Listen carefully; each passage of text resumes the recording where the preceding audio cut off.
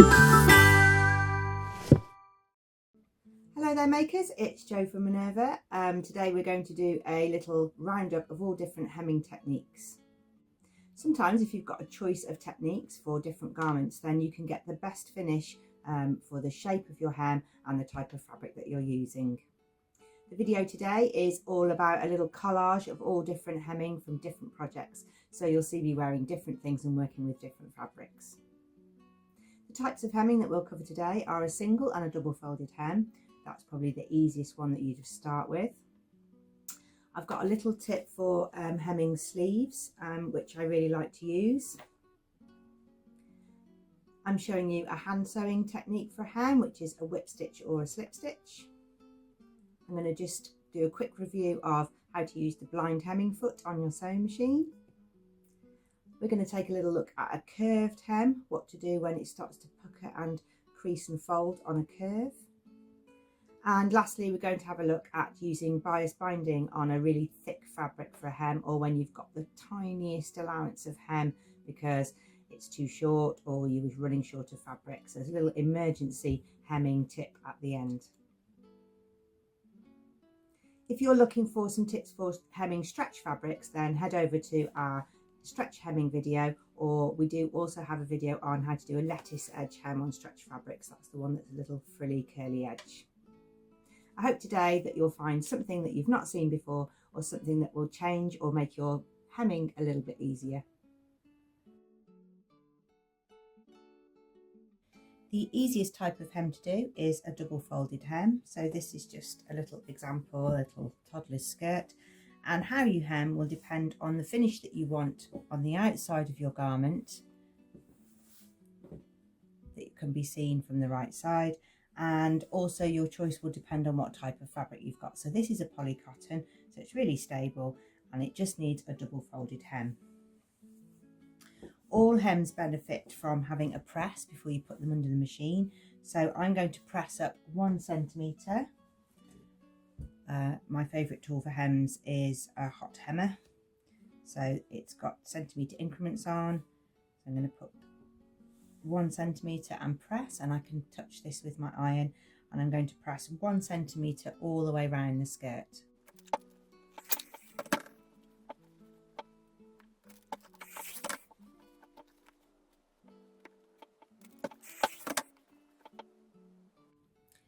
Little tip to get a less bulky hem side seam is to trim some of that side seam out. So I'm going to take 1 centimetre of my fold, I'm going to fold it again and mark with a pen there, and then I'm going to grade out some of that bulk of seam.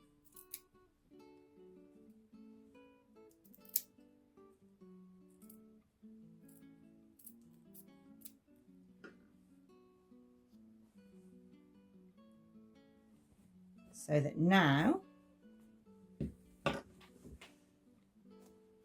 when I hot hem my 1 centimetre,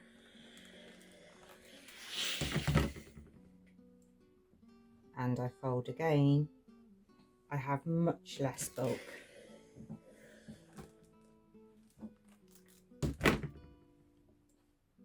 So the sides of my skirt won't stick out, they'll behave the same as the rest of the fabric. So there's a little tip for a double folded hem. Once all your pressing's done, you've done the hard work for you with the iron, and then you can go around and pin up your hem ready for sewing. You can choose whether you sew at the sewing machine or whether you hand sew. It depends on the finish that you want. On a toddler's skirt, I would just top stitch it, but if it was a shift dress or a work dress, then I would hand sew the hem.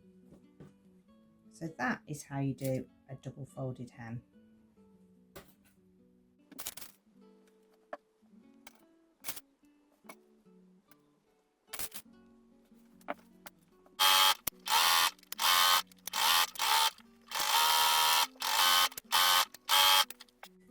There's your hem finished.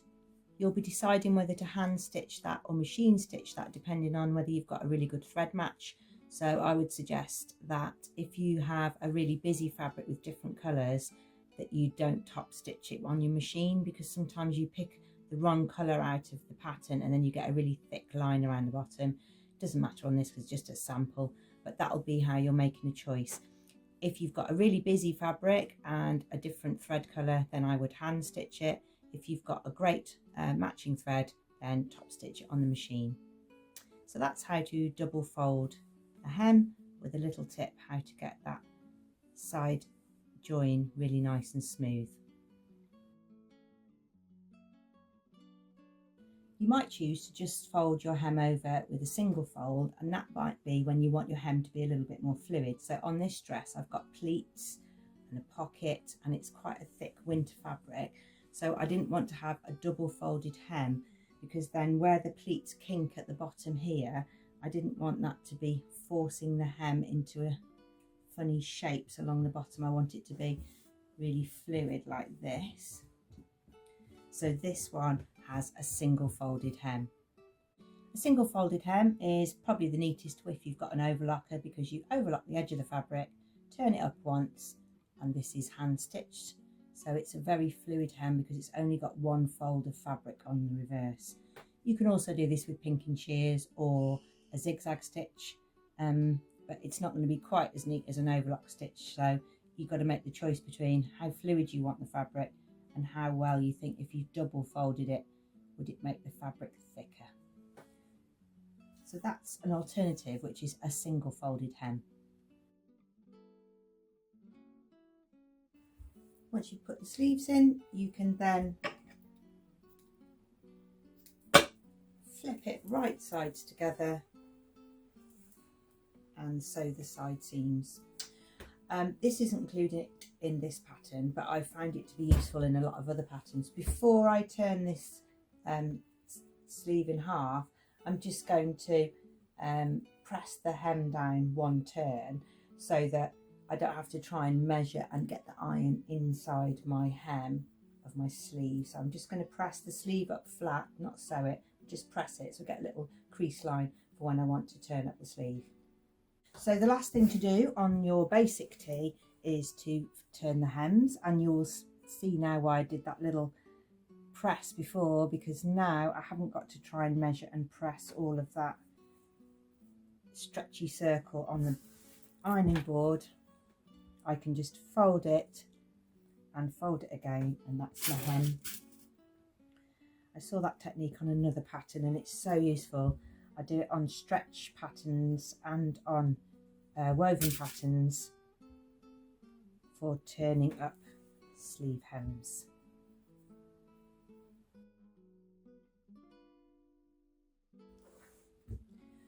I'm hemming my jumpsuit now. I've just tried it on and I'm taking quite a deep hem, and I'm going to hand sew it, not top stitch it, because I'll probably wear this for casual times where I wear flat sandals, but I'm going to slip stitch the hems in case I want to let them down if I wear them with heels for a different event. It's just a little hem tip that somebody told me, and it really gives your clothes a bit more longevity and a bit more versatility. If you like to hem your items by hand, then I'll show you a whip stitch that you can use for that. So if you're right-handed, you have the garment on your right and the hem on your left, and you're going to pick up a tiny thread from the garment, not much, just one. Then go through the hem allowance. Don't pull it tight, otherwise you'll get puckers on the right side. Pick up another tiny bit of hem, and it can be quite far apart because you're just slip stitching this in place. So pick up a tiny thread and then some hem.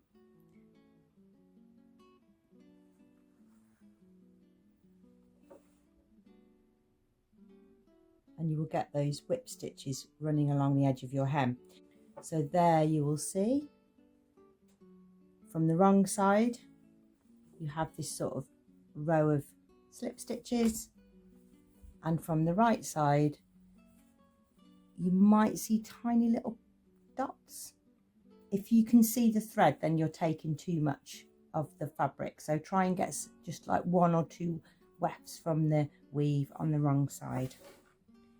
You press the hem and it will be invisible. This method's particularly good for trouser bottoms, and it's particularly good if you're sewing up or rehemming children's school wear or children's wear, because as they grow you can whip that out really quickly and easily without having to stab at it with an unpicker, and you can rehem them at a different length. So there's a lot of fabric there.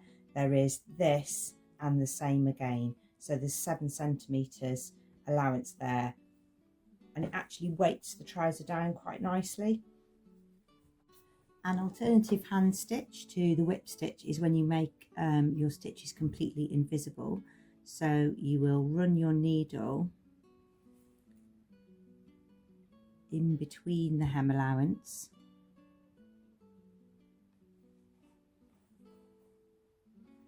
pick up your little bit of fabric, just like we did before, pick up your bit of fabric and then take your needle back through the seam allowance so it just peeks out, and that way the whips are, instead of being on the outside, are inside your seam allowance. So pick up some fabric, put your needle back inside the seam allowance, pick it up and run your needle along the seam allowance, and it makes, instead of getting the row of whips across the top, you don't get anything at all. So that's a sort of alternative whip stitch, slip stitch, where you hide your whips inside the seam allowance.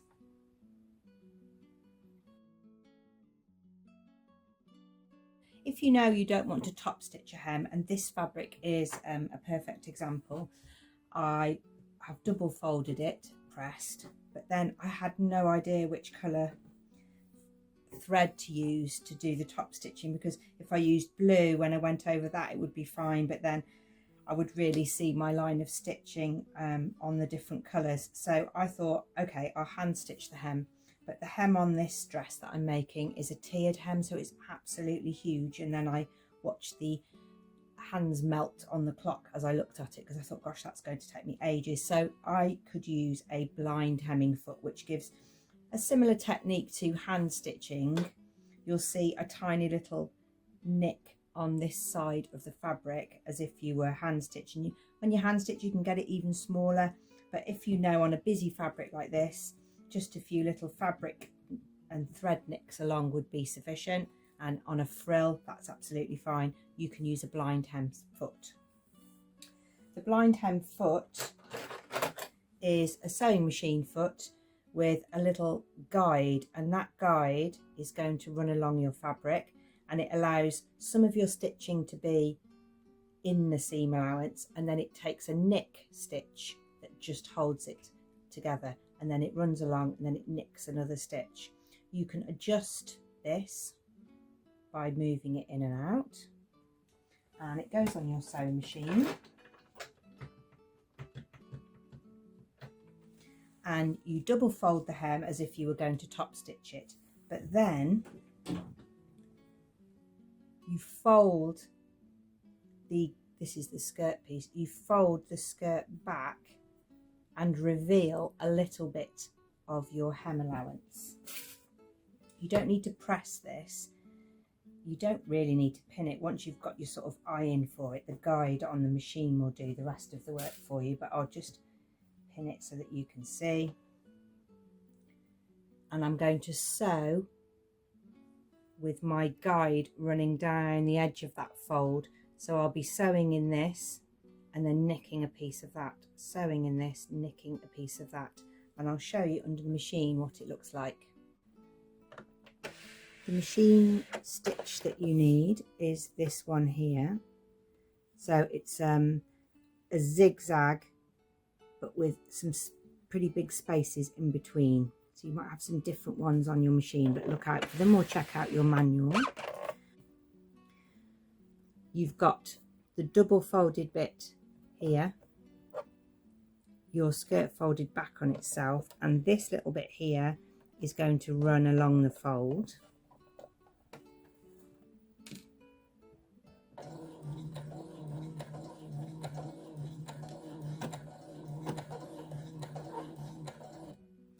So you can see I'm stitching on here 1, 2, 3, 4, and then I'm taking a little nick out of this piece, then I'm going back 1, 2, 3, 4 and nicking back into that piece.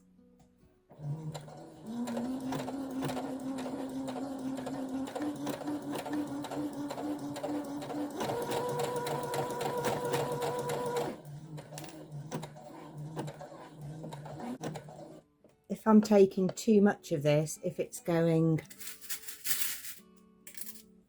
from here right over here, then that's the size of the stitch I'm going to see, so you can move just to take the very edge. What you'll see from the wrong side is the pattern of the stitch, and then when you press this flat, you will just see all of those little nicks in the fabric. So there's one, there's another one, and there's another one, and when you press that, it's like having a hand stitched hem, but it doesn't take so long. So that's a little reminder of the blind hemming stitch.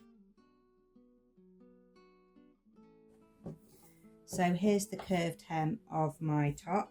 The edge is overlocked, ready, but if I tried to do a double folded hem here, as I got further around the curve, I would get more and more kinks in my fabric. So I've put a line of stay stitching 1 centimetre away from the hem, and very gently I'm going to just pull up a little bit of fabric. Now I'm not trying to get a gather here, I'm just trying to get the fabric to make a curved shape, and it should do it on its own with a little bit of help from this easing stitch. You can see it's popping up in the air there, but I need to distribute that evenly all the way around the curve. I'm going to take a little bit more and then spread that round.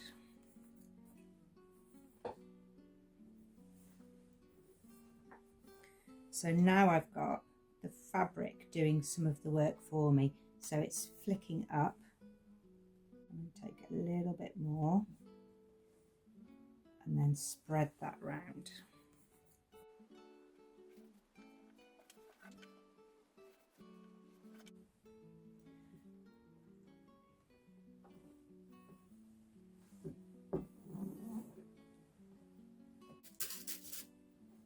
So now when I turn up the hem, I'm going to use that stay stitching line as my guide for the shape of the curve, and I'm going to pin using that curve as a guide, and it's flicking the fabric to the side of the top, and yes, I'm getting a little ripple here, but from this side I'm going to have a nice flat edge. I'm going to keep pinning around the curve and use that stay stitch line. The stay stitch line needs to just roll to the inside.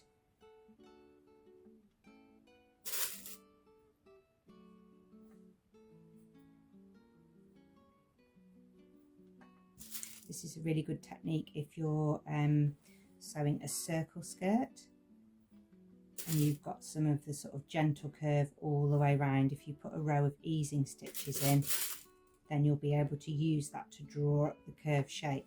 This is a more excessive curve shape here, but you can see by having that line, I've now been able to take in a curve. I can hand stitch that down if I want to. That will be able to adjust where that extra bit of fullness is there, or I can top stitch, and although I'll get a little wrinkle on the inside where I've got a little bit of fullness, on the outside it will remain flat. So that's how to prepare a hem on a curved hem. That's the first curved hem method you can do. If you want to double fold the hem because you don't want a zigzag edge, you can fold the hem down and then use that stay stitching line again as a guide for your hemline, because it will be on the inside, so you can turn it in. But because you've got that easing stitch, it helps to take it round the corner. We'll have a little bit of excess rippling on the outer edge because you're trying to get a larger size into a smaller size. That is how you hem a curve.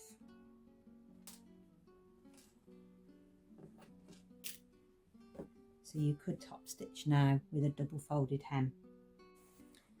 There we are, that's the curved edge sewn, and you can see how it's joined here across. Goes up, then across the side seam, and then down for the other one, and from the inside everything is enclosed.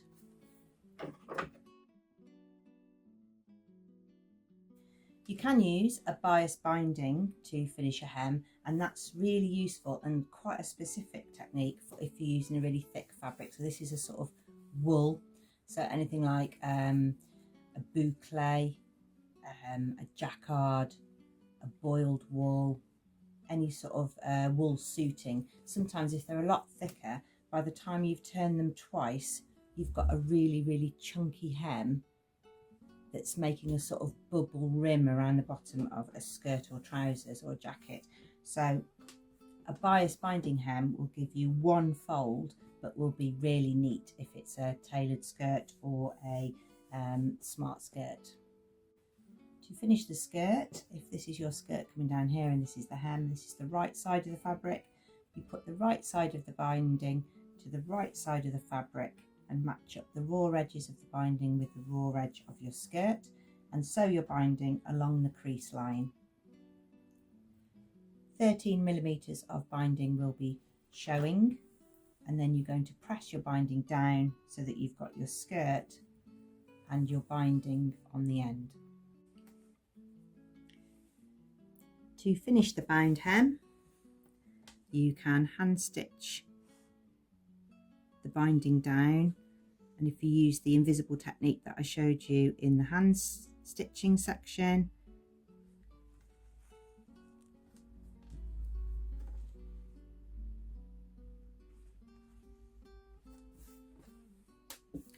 your hem will be completely invisible, be really nice and flat. It won't have that sort of tube shape running along the bottom. The inside is really smooth, that's really nice against tights. If you use a satin binding, then you'll have a really nice fluid edge that doesn't create friction. So that's how you bind a hem. It's really good if you have cut your skirt and you realise you've shortened it too much, or you haven't got very much to turn up, so that's only taken up a tiny amount of the skirt length. Thank you very much for watching. Do head over and check out our other sewing tutorials at minerva.com. There are other hemming ones, there are all sorts of different sew-alongs, techniques and learn to sew videos. See you again soon.